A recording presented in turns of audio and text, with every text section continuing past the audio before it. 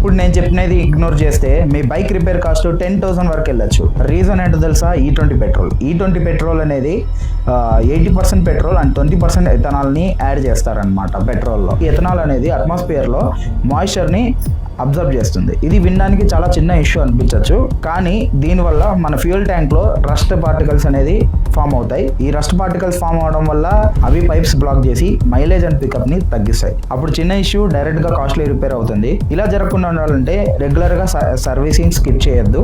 Fuel additives అని కొన్ని వస్తాయి, అవి కూడా యూస్ చేస్తా ఉండండి. దానికి లింక్ నేను డిస్క్రిప్షన్లో ఇచ్చాను. అండ్ అలాగే ఒకవేళ మీరు ఫ్యూయల్ కొట్టించి దాన్ని ఎక్కువ 3 to 4 days కంటే ఎక్కువ పెట్టకుండా బండిని యూజ్ చేయండి. ఒకవేళ 3 to 4 days కంటే ఎక్కువ పెట్టేటైతే అంత పెట్రోల్ కొట్టించకండి.